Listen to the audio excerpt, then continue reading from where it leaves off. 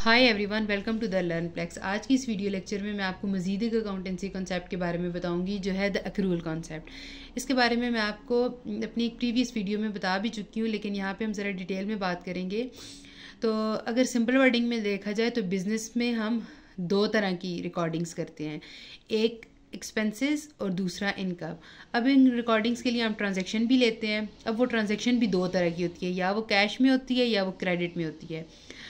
अब for example business के अंदर कोई भी ट्रांजैक्शन हो रही हो, चाहे वो कैश में हो रही है या फिर क्रेडिट में हो रही है, तो उसको हम बुक्स ऑफ अकाउंट्स में एंट्री करते हैं। अगर आपका बिजनेस सर्विस प्रोवाइड कराता है या फिर आपका बिजनेस कोई सामान बेच रहा है, तो if you are selling something on credit basis, मतलब क्रेडिट बेसिस पे जो आप सामान बेचते हैं, तो कैश तो रिसीव नहीं होता, लेकिन आपको बुक्स ऑफ अकाउंट्स में एंट्री तो करनी पड़ेगी। मतलब आपने 10,000 का सामान किसी को क्रेडिट में बेचा है।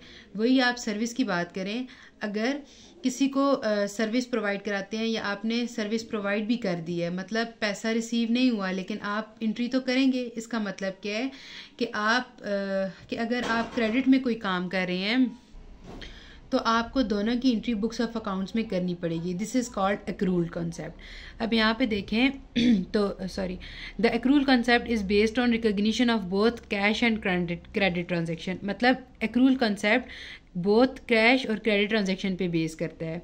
लेकिन अगर in case of cash transaction owner's equity is instantly affected as both cash is either received or paid.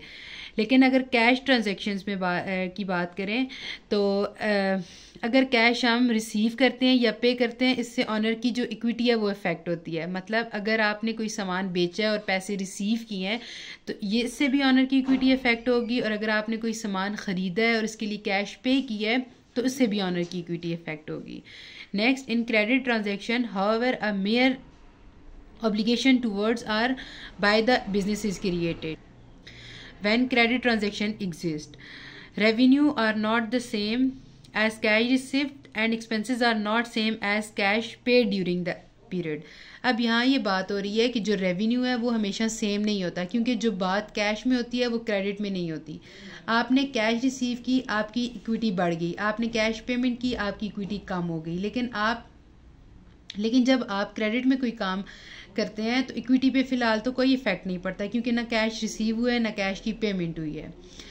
लेकिन कैश ट्रांजैक्शन में उन्होंने बात की है कि एक मेयर ऑब्लिगेशन आ जाता है, towards or by the business is created when credit transactions are exist, which is generally the case. ज़्यादातर बिजनेस में क्रेडिट की बेसिस पे काम होता है।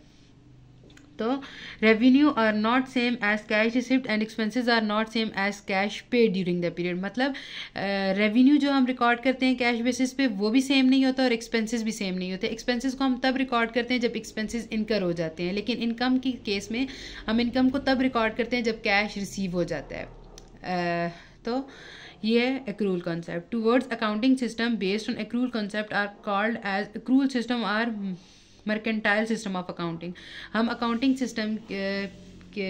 अकाउंटिंग में एक्रूअल कॉन्सेप्ट को एक्रूअल सिस्टम भी कहते हैं या मर्केंटाइल सिस्टम ऑफ अकाउंटिंग भी कहते हैं। So that's it for today's lecture video. Hope you get my point. See you in the next video. Bye bye.